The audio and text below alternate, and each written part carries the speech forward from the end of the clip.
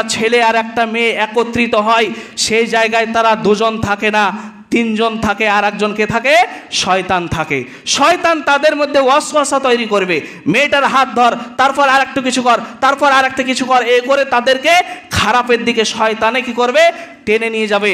এই জন্য একটা ছেলেকে একটা মেয়েকে কখনোই তাদেরকে একটা ঘরে নির্জনে তারা তাদের পার্সোনাল কিছু জিজ্ঞাসা করার থাকতে পারে না, এটা কখনোই করা যাবে না। মেয়েটা সামনে বসে ছেলেটা দেখবে। তার পরেশগার আমার মা ও ভগ্নীগণ, সমস্ত প্রশংসা, স্তুতি, আরাধনা, হামদ, সানা সে মহান আল্লাহ তাআলার জন্য, যে রব্বুল আলামিন তিনি আমাদের সকলকে আজকে জুমার দিনে একত্রিত হয়ে জুমার খুতবা এবং জুমার সলাত আদায় করতে আসার তৌফিক দান করেছেন। সে আল্লাহ তাআলার প্রশংসা করে আমরা শেষ করতে পারি না। তাই আমরা সকলে সংক্ষিপ্তে একটি ছোট্ট বাক্যের দ্বারাই সে মহান আল্লাহ তাআলার সংক্ষিপ্ত প্রশংসা করি। আমরা সকলে বলি আলহামদুলিল্লাহ। দরুদ ও সালাম বর্ষিত হোক বিশ্বনবী মুহাম্মদুর রাসূলুল্লাহ সাল্লাল্লাহু আলাইহি ওয়াসাল্লামের উপর। আল্লাহুম্মা আমিন, আল্লাহুম্মা সাল্লি আলাইহি, আল্লাহুম্মা বারিক আলাইহি। সম্মানিত মুসল্লিবৃন্দ, আমি আপনাদের সম্মুখে বিক্ষিপ্তভাবে পবিত্র কোরআনুল কারীম থেকে ৩-৪ জায়গার আয়াত পড়েছি এবং মুহাম্মদ রাসূলুল্লাহ সাল্লাল্লাহু আলাইহি ওয়াসাল্লামের একখানা হাদিস পড়েছি। এই আয়াত এবং হাদিসকে সম্মুখ রেখে আজকে আমরা আদর্শ পরিবার যে পর্ব আমাদের চলছিল, গত জুম্মায় আমরা আমাদের গ্রামের মাদ্রাসার জন্য আমরা বিষয়টা চেঞ্জ করেছিলাম। সে পর্ব আবার আমরা ধারাবাহিকভাবে চালাবো ইনশাল্লাহ। তা আজকে আমরা আদর্শ পরিবার গঠনে আদর্শ বিবাহের গুরুত্ব উল্লেখিত বিষয়ের উপরে আজকে আমরা সংক্ষিপ্ত আলোচনা করব। আমা তৌফিক ইল্লা বিল্লাহ।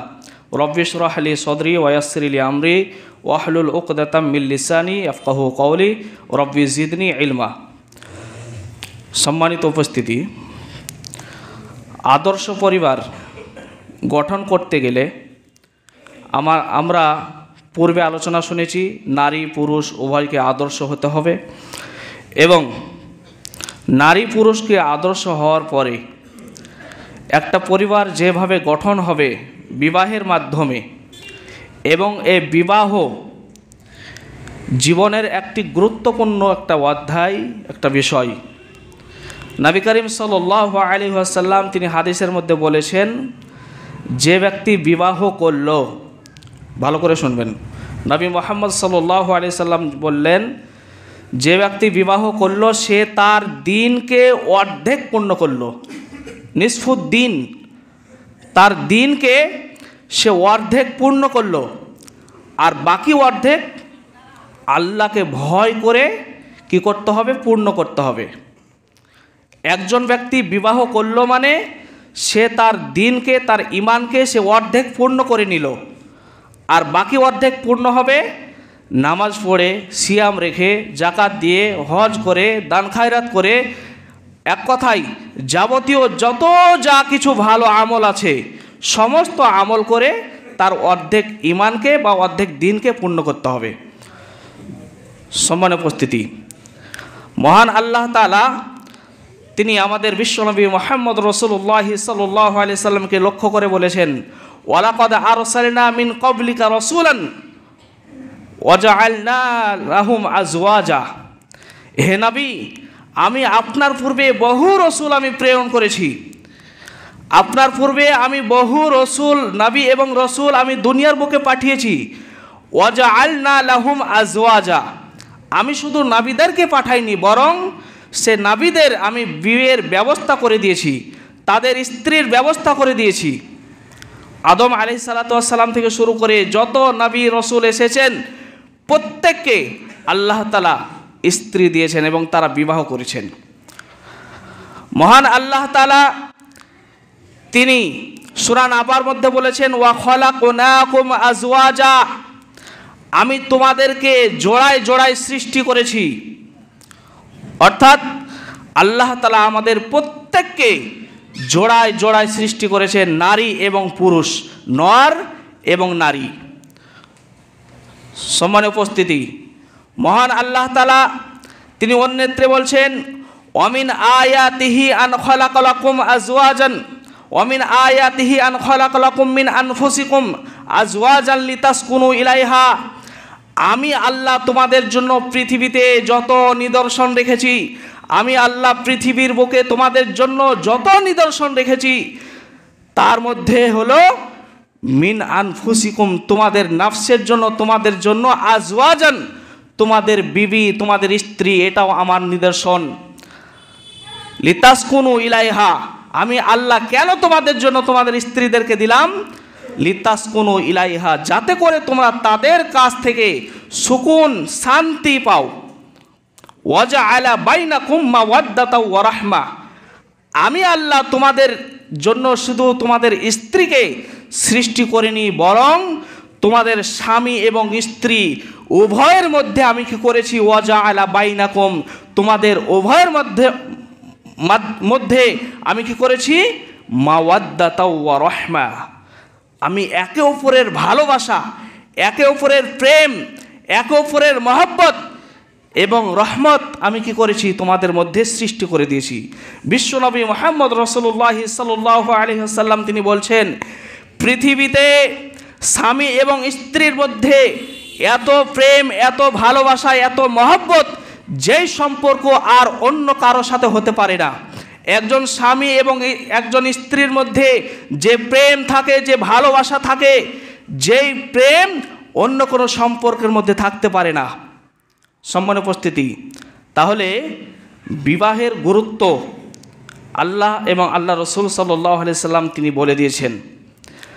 আল্লাহ রসুল সাল্লাল্লাহু আলাইহি ওয়াসাল্লামের স্ত্রী উম্মুল মুমিনিন আয়েশা রাদিয়াল্লাহু আনহা, তার কাছে তিনজন সাহাবী গেলেন।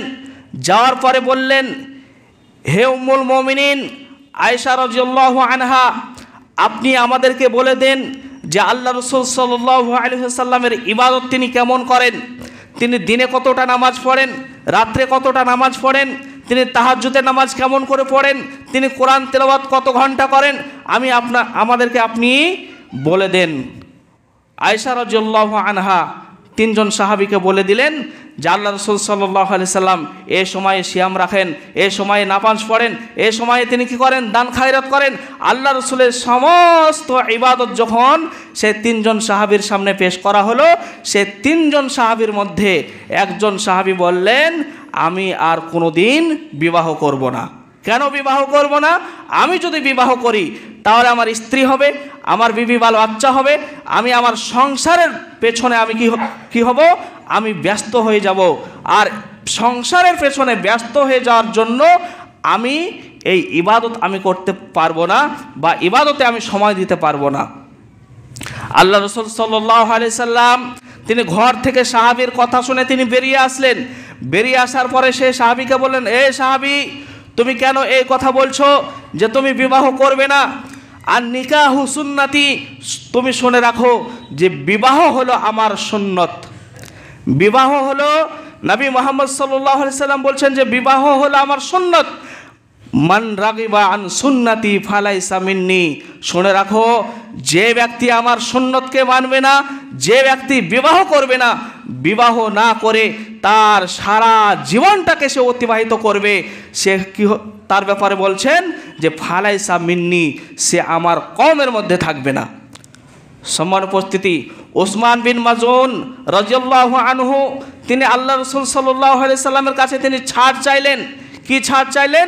যে আল্লাহ রসুল, আমি বিয়ে শাদীর এই সংসারের এই ঝামেলা আমি নিতে চাই না, আমাকে আপনি রুখসাত দেন, ছাড় দেন, যে আমি আমার জীবনটাকে আমি বৈরাগী আমি কি করব? বৈরাগীভাবে আমি জীবনযাপন করব। আমি আমার স্ত্রী সন্তান আমি কিছু চাই না, আমি বিয়ে করতে চাই না। আল্লাহ রসুল সাল্লাল্লাহু আলাইহি সাল্লাম তিনি বললেন যে বিবাহ হলো আমার সুন্নত, অতএব যে ব্যক্তি বিবাহ করবে না সে আমার সুন্নতকে পালন করবে না। সম্মানিত উপস্থিতি, তাহলে বিবাহের গুরুত্ব আল্লাহ রসুল সাল্লাল্লাহু আলাইহি সাল্লাম তিনিও বলে দিয়েছেন। তাই পরিবারকে গঠন করার জন্য বিবাহ করতে হবে। আল্লাহ রাসূল সাল্লাল্লাহু আলাইহি সাল্লাম সামর্থ্যবান যুবকদেরকে বলেছেন, যে হাদিস আমরা পূর্বে আলোচনা করেছি, যে ইয়া মাশারাশ শাবাব মান ইসতাতা মিনকুমুল বাত, হে যুবক সম্প্রদায়, তোমাদের মধ্যে যাদের সামর্থ্য হয়েছে তোমরা কি করো, তোমরা বিবাহ করে নাও। সামর্থ্য বলতে তাকে মোহর দিতে হবে, মোহরানা দিতে হবে। আজকে বলতে বড় লজ্জা লাগে, আজকে আমরা বিয়ে করতে এসেছি, আমরা বিবাহের খাতায় কাবিল নামায় আমরা লিখে দিচ্ছি যে 1 লক্ষ টাকা, 1.5 লক্ষ টাকা, 50,000 টাকা, আর পরে বলছি যে সব বাকি থাকলো, আমরা সব বাকি রেখে মেয়েটাকে বিবাহ করে নিয়ে চলে গেলাম। আর মেয়ের পিতার কাছে থেকে, মেয়ের পিতার এই গর্দনে হাত দিয়ে, গলায় হাত দিয়ে আমরা নগদ কি করলাম, আমরা 5 লক্ষ টাকা নগদ ক্যাশ আদায় করলাম। আমরা কি করি, আমরা একটা গাড়ি, খাট, আলমারি, শোকেস যা কিছু লাগে সব কিছু আমরা আদায় করি। সম্মানিত উপস্থিতি, আজকে পরিবারের মধ্যে অশান্তি কেন? আজকে পরিবারের ভিতরে অশান্তি কেন? আজকে শাশুড়ি মায়েদের কেন অভিযোগ যে আমার বৌমা আমাকে দেখে না? আজকে শ্বশুরদের কেন অভিযোগ যে আমার বৌমা আমাকে দেখে না? আপনার বৌমা আপনাকে কি করে দেখবে? কি করে দেখবে? যখন আপনার বৌমার বিয়ের প্রস্তুতি চলছে, যখন মেয়েটার বিয়ের প্রস্তুতি চলছে, তখন বাপ মনে মনে ভাবছে, মেয়ের পিতা মনে মনে ভাবছে যে এত বড় ঘরে আমার মেয়ের বিয়ে লেগেছে, আমি যদি এই বিবাহ হাতছাড়া করে দিই, হয়তো বা এত ভালো সম্বন্ধ বা এত বড় পরিবার, এত বড় লোক পরিবার আমি আর পাবো না, এই চিন্তা করছে। পিতা তখন তার ছেলেদেরকে বলতে পারছে না যে অমক মাঠে আমার সামান্য 2 কাঠা 3 কাঠা একটা জায়গা আছে, এই জায়গাটা বিক্রি করে দিলে আমি আমার মেয়ের খাদিজার আমি বিবাহ দিতে পারবো। পিতার মুখের এই ফেস দেখে ছেলে বুঝতে পেরেছে যে আমার পিতা তিনি অসহায় হয়ে পড়েছেন, তিনি চিন্তিত হয়ে পড়েছেন যে আমার বোনের বিবাহ লেগেছে অমক গ্রামে, অমক বড় ঘরে, বড় লোকের বাড়িতে, আমি যদি আজকে আমার পিতাকে ওই জমিটা বিক্রি করতে বাধা দিই, হয়তোবা আমি আমার বোনের কাছে সারা জীবনের জন্য আমি একটা দোষী হয়ে থাকব, যে হয়তোবা বোন আমাকে বলবে যে আমার ভাইয়ের কারণে আমি অত বড় লোকের বাড়িতে আমি বিবাহ করতে পারিনি। তাই ভাই কি করলো, বাধ্য হয়ে তার পিতাকে বলছে, আব্বাজান আমার ছোট্ট বোন খাদিজার বিবাহ তুমি দিয়ে দাও, ওই গ্রামে দিয়ে দাও, ওই বড় লোকের বাড়িতে দিয়ে দাও, আমরা আমাদের জন্য এই ভিটেটুকু থাকলেই হবে। ছেলের কথা শুনে বাপ কি করলো, তার ওই জায়গাটা সামান্য 3 কাঠা 4 কাঠা জায়গা সে বিক্রি করে দিল। বিক্রি করে দিয়ে জামাইকে যা কিছু লাগে সমস্ত আসবাবপত্র, গাড়ি থেকে শুরু করে ফার্নিচার থেকে শুরু করে সব কিছু দিয়ে পাঠিয়ে দিল। মেয়ে চলে গেল বাপের বাড়িতে। যখন ঈদের সময় এসেছে, কোরবানির সময় এসেছে, কোরবানির সময় মেয়েটার সে খাদিজার 2-3টে ভাই তারা চলে গেছে চেন্নাই, ব্যাঙ্গালোর। যারা জীবনে বিদেশ করেনি, বিদেশ যায়নি, বোনের বিবাহ দিতে গিয়ে তারা এতটা অসহায় হয়ে পড়েছে, এতটা ঋণী হয়ে পড়েছে যে বোনের বিয়ের ঋণ শোধ করতে গিয়ে তারা চেন্নাই, ব্যাঙ্গালোর চলে গেছে। যখন নতুন জামাই বধূ নিয়ে এসেছে, বউ নিয়ে শ্বশুর বাড়ি বেড়াতে এসেছে, ঈদের দিনে সেই খাদিজা দেখছে, আপনাকেও বোঝানোর জন্য বলছি যে সে খাদিজা দেখছে যে ঈদের দিনে তার আব্বা একটা পুরাতন ছেঁড়া লুঙ্গি পরে আছে।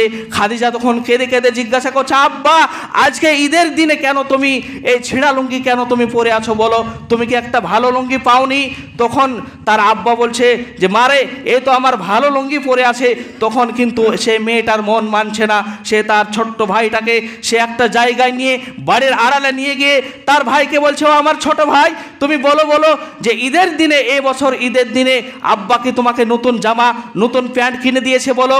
তখন সেই ছোট্ট ছেলেটা বলছে, না বোন, আব্বা আমাকে নতুন জামা নতুন প্যান্ট কিনে দেয়নি। তখন খাদিজা তাকে বলছে, ও আমার ছোট ভাই বলো আজকে ঈদের দিনে আব্বা কি মাংস নিয়েছে বলো। তখন সেই ছেলেটা লম্বা একটা টানা শ্বাস দিয়ে বলছে যে বুবুরে, সেই 1 বছর আগে, সে 1.5 বছর আগে তোমার বিয়ের দিনে আমি মাংস খেয়েছি, আর এই 1 বছর, এই 1.5 বছরের ভিতরে আব্বা কোনোদিন মাংস কিনতে পারেনি।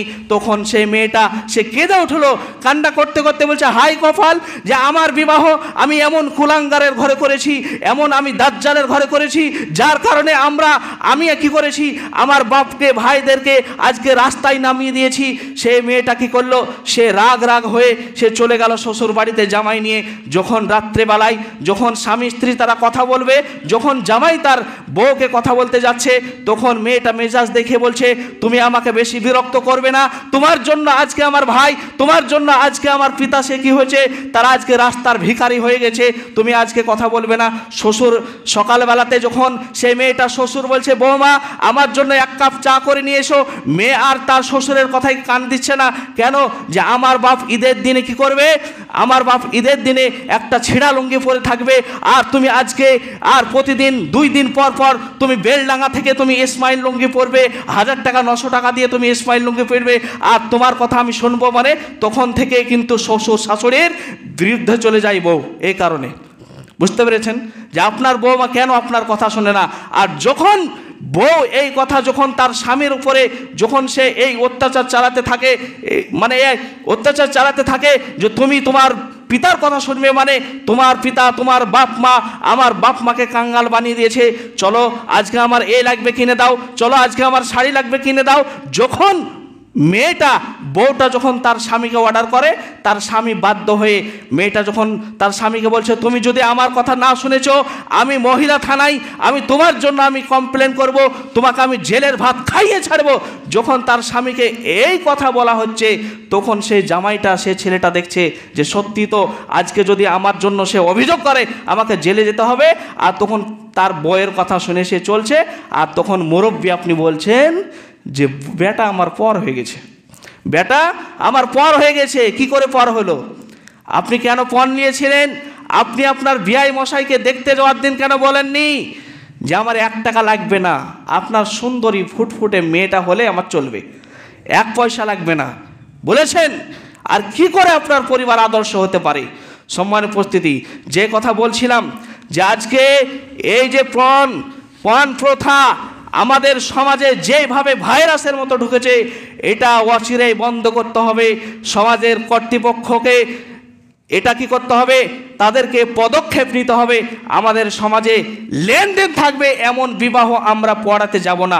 আপনারা পদক্ষেপ নেন, এটা কিছুদিনের মধ্যে বন্ধ হয়ে যাবে, এটা বন্ধ হয়ে যাবে।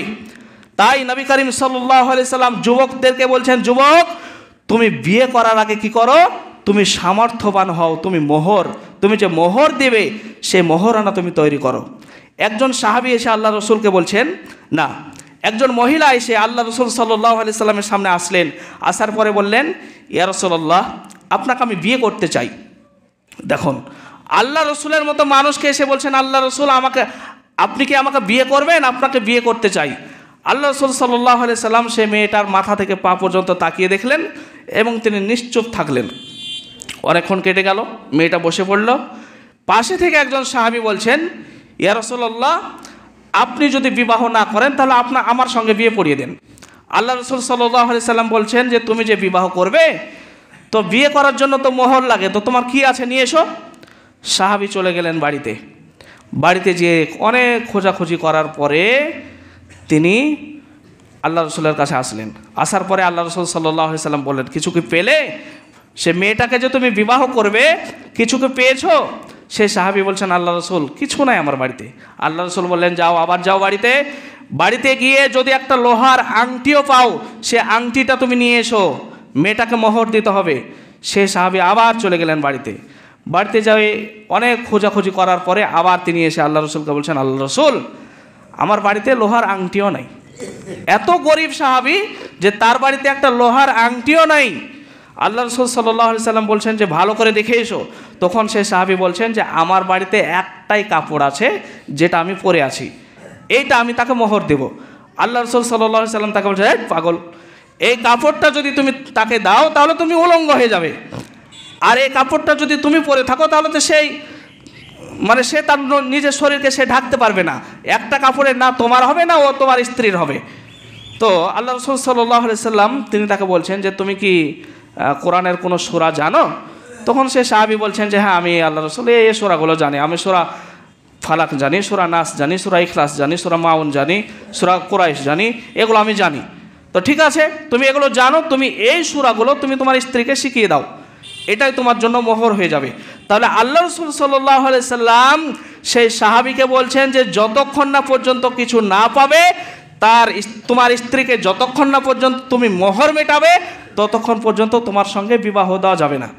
তাহলে আজকে আমরা কোন লজ্জায় অগ্রিম 1 মাস আগে শ্বশুরের কাছে গাড়ি নিয়ে বসে আছি, আর বিবাহ হবে সেই কি মাসে, জানুয়ারি ফেব্রুয়ারি মাসে, আর আজকে শ্বশুর মশাই গাড়ি পাঠিয়ে দিয়েছে। বিয়ে হবে কি হবে না মধ্যখানে ভেঙে যেতে পারে, শ্বশুরের গাড়ি বিন্দাস রাস্তায় আমরা কি করছি, চালিয়ে বেড়াচ্ছি। আর বিয়ে করার দিন ইমাম সাহেব যখন বিয়ে পড়াবে, যখন ইমাম সাহেব কাবিননামা লিখছে, ইমাম সাহেব জিজ্ঞাসা করছে যে মোহর কি এনেছেন, বলছে বাকি 50,000 দিব, কবে দিব, কিয়ামত পার হয়ে যে দিবে কিনা তা ঠিক নাই। তো এ হলো আমাদের অবস্থা যে মোহর শোধ করেন। আল্লাহ সুবহানাহু ওয়া তাআলা তিনি বলছেন ওয়াতুহুন্না উজুরাহুন্না বিল মারুফ, তোমরা কি করো, মেয়েদেরকে বিবাহ দেওয়ার আগে তাদের মোহরানা তোমরা কি করো, যথাযথভাবে শোধ করো। আল্লাহ সুবহানাহু ওয়া তাআলা তিনি বলছেন ওয়াতুন নিসা সাদাকাতিহিন্না নিহলা, তোমরা বিবাহ করার আগে তোমরা তোমাদের স্ত্রীদের মোহরানা দেন মোহর তোমরা পরিশোধ করে তোমরা বিবাহ করবে। আমাদের মধ্যে অনেক ব্যক্তি আছে 85 বছর হায়াত পেয়েছে। আপনাকে আমি বাস্তব কথা বলছি, 85 বছর হায়াত পেয়েছে, 85 বছর বয়সে সে বুড়ো মরতে বসেছে। মরতে বসার সময় বিছানায় শুয়ে শুয়ে বলছে তার ছেলেদেরকে, আত্মীয় স্বজনকে, যে আমার স্ত্রী রহিমার মাকে একটু ডেকে দাও। কেন? যখন তার স্ত্রীকে ডেকে দেওয়া হলো তখন সেই থুতথুড়ে বুড়ির হাত চেপে ধরে বলছে যে রহিমার মা, তোমার মোহর সেই আমরা 60 বছর আগে বিয়ে করেছি, মোহর শোধ করতে পারিনি, আমি তো মারা যাবো, শোধ করে দাও। সে বুড়ো 60 বছর একটা মেয়েকে নিয়ে কি করলো, সে সংসার করলো, সেখান থেকে 6-7টা সন্তান জন্মগ্রহণ হলো, আর সে কি করেছে, সে দেনমোহর শোধ করতে পারেনি। আজকে আমি আপনাদেরকে বলবো, আপনার স্ত্রীদের যদি মোহরানা শোধ না করে থাকেন, অতি তাড়াতাড়ি মোহর শোধ করে দিবেন। আল্লাহ রাসূল সাল্লাল্লাহু আলাইহি সাল্লাম এই ব্যাপারে পুরুষদেরকে খুব কড়াভাবে হুঁশিয়ারি দিয়েছেন। সম্মানিত উপস্থিতি, এটা আমাদের জানার বিষয় যে মেয়ের পিতা, সে যে মেয়েকে বিবাহ দিবে, মেয়ের পিতাকে 1 টাকা খরচ করতে হবে এমন কথা আল্লাহ রাসূল কোথাও বলেননি। যে মেয়ের পিতাকে খানা দিতে হবে, গরু কাটতে হবে, ছাগল কাটতে হবে, মুরগি দিয়ে খানা দিতে হবে, আল্লাহ রাসূল একটা হাদিসে স্পষ্ট নাই যে মেয়ের বাড়িতে খানা হবে ছেলের বাড়িতে। বিবাহের পরের দিন অলিমা খানা, ছেলেকে খরচ করতে হবে। আর বিয়ে করার আগে ছেলেকে দেনমোহর তৈরি করতে হবে।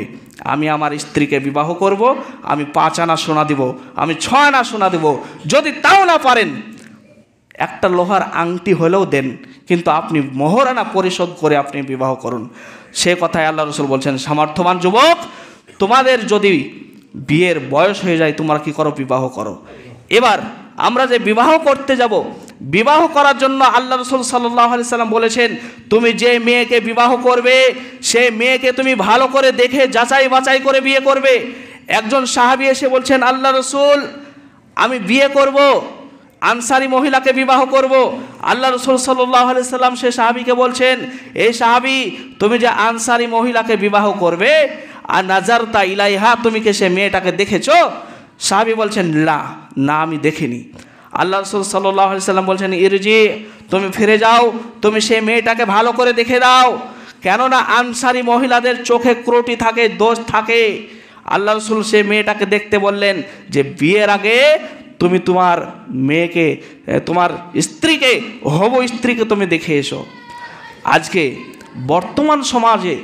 বর্তমান সময়ে মেয়ে দেখার নাম করে যেই প্রথা চলছে, এটা একেবারে জঘন্য প্রথা।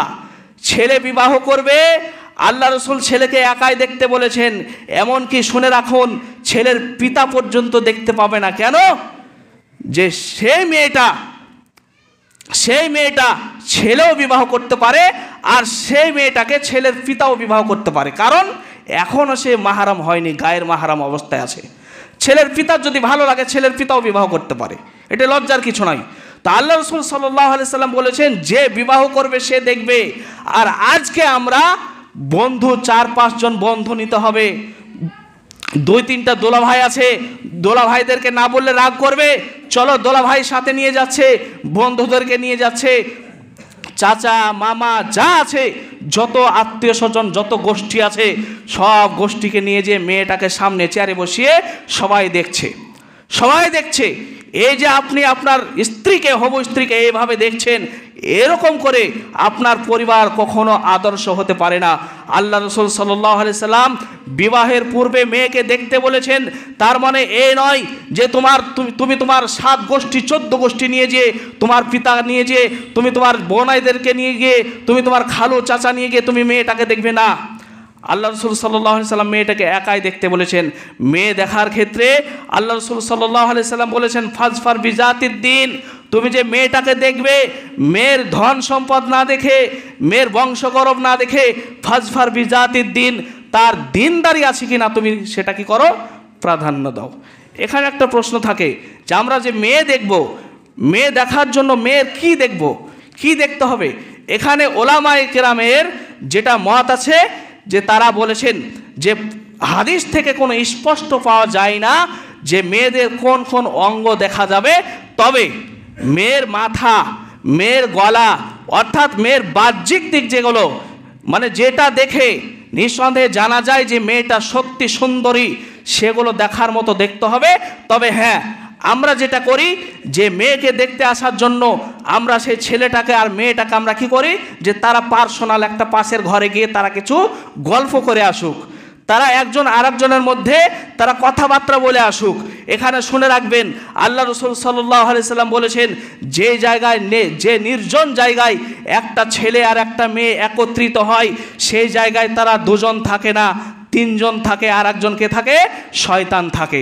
শয়তান তাদের মধ্যে ওয়াসওয়াসা তৈরি করবে, মেয়েটার হাত ধর, তারপর আর একটা কিছু কর, তারপর আর একটা কিছু কর, এই করে তাদেরকে খারাপের দিকে শয়তানে কি করবে, টেনে নিয়ে যাবে। এই জন্য একটা ছেলেকে একটা মেয়েকে কখনোই তাদেরকে একটা ঘরে নির্জনে তারা তাদের পার্সোনাল কিছু জিজ্ঞাসা করার থাকতে পারে না, এটা কখনোই করা যাবে না। মেয়েটা সামনে বসে ছেলেটা দেখবে, সাথে তার মা থাকবে, তার খালা থাকবে, তার বোন থাকবে, মহিলা নিয়ে সে মেয়েটা কি করবে, সে দেখবে। এখানে অবশ্যই এখানে আমাদের জানা জরুরি যে সে মেয়েটা তার মুখ খোলা থাকবে, বাকি যে মহিলা থাকবে তাদেরকে বোরখা পরে থাকতে হবে, কারণ তাদের চেহারা ঢেকে রাখতে হবে, তাদেরকে বোরখা পরে থাকতে হবে। যদি আপনি এই নিয়মে বিবাহ করতে পারেন তবেই আপনার পরিবার আদর্শ হবে, তাছাড়া আপনার পরিবার যে আপনি আদর্শ করবেন এই স্বপ্ন আপনি ভুলে যান। এই রকম করে আদর্শ হবে। যাই হোক, তাহলে মেয়েকে দেখতে হবে।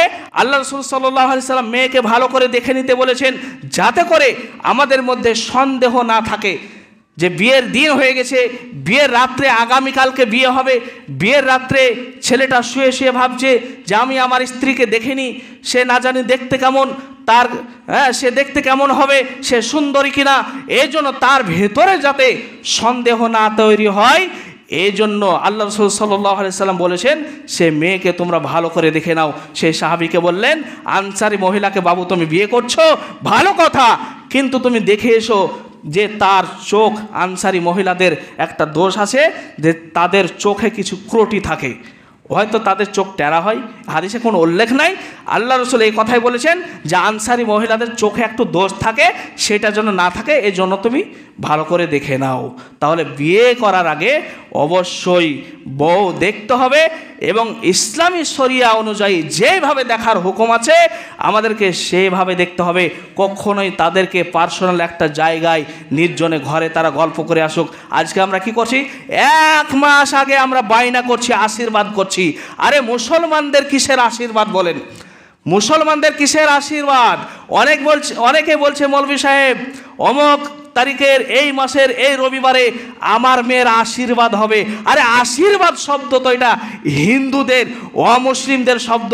আপনি মুসলমান হয়ে কেন আপনি আশীর্বাদ করছেন, কেন আপনি আশীর্বাদ শব্দ ব্যবহার করছেন?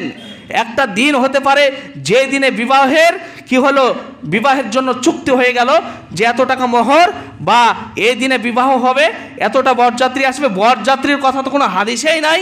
এখানে কী হবে, ছেলে যে বিবাহ করবে সে তার পিতাকে নিয়ে এবং জ্ঞানী গুণী 4 থেকে 5 জন যারা পণ্ডিত ব্যক্তি তাদেরকে নিয়ে গিয়ে বিবাহ করবে। আর ডুলি বিবি বলে বা কন্যা যাত্রী বলে, যেটা আমাদের এলাকায় ডুলি বিবি বলে, আপনাদের গ্রামের কি ভাষা আমি জানি না, কন্যা যাত্রী যেটা, সেটা তো একেবারে যাওয়া হারাম হারাম হারাম। যেসব মেয়েরা কন্যা যাত্রী যাবে এটা একেবারেই হারাম, কারণ তাদের পর্দার খেলাপ, সেখানে পর্দা তাদের কি হবে, লঙ্ঘন হবে। কখনোই আপনি যদি মনে করেন আমার বিয়েতে কন্যা যাত্রী আসবে, আপনি কি করলেন, বিবাহের সূচনায় আপনার পরিবারকে আপনি আদর্শ কি করলেন, আদর্শ ভেঙে দিলেন। এই জন্য আপনাকে দেখতে হবে আল্লাহ রাসূল সাল্লাল্লাহু আলাইহি সাল্লাম তিনি কিভাবে বিবাহ করতে বলেছেন, সেই অনুযায়ী যদি আপনি বিবাহ করতে পারেন তাহলে আপনার পরিবার আদর্শ হবে, না তো হবে না। যাই হোক, সময় অনেক পার হয়ে গেছে, আমরা পরবর্তীতে আবার আলোচনা করব। আলোচনা অনেক রয়েছে, আমাদেরকে জানা জরুরি। আমরা তো নামাজ পড়ো, রোজা রাখো, হজ করো, জাকাত দাও, দান খায়রাত করো, এইসব আলোচনা শুনে আসছি, সারা জীবন শুনছি, কিন্তু এই সব আলোচনা কে করছে, এটা তো আমাদেরকে জানতে হবে যে একটা পরিবার আমরা কি করে গঠন করব, একটা পরিবার আমরা কি করে আদর্শবান তৈরি করব, এটা আজকে আমাদেরকে জানতে হবে। আজকে আমরা আদর্শ পরিবার গঠন করছি না বলেই আজকে সমাজ আদর্শ হচ্ছে না। আজকে আপনার সামনে একটা 8 বছরের ছেলে বিড়ি খায়, কি করে বিড়ি খায়, তার ভিতরে আদর্শ আছে? সে কোন পরিবারের সন্তান জানতে হবে। তার পরিবারের কোনো আদর্শ নাই, তার পরিবারের কোনো শিষ্টাচার নাই, ছেলেটা বেয়াদব।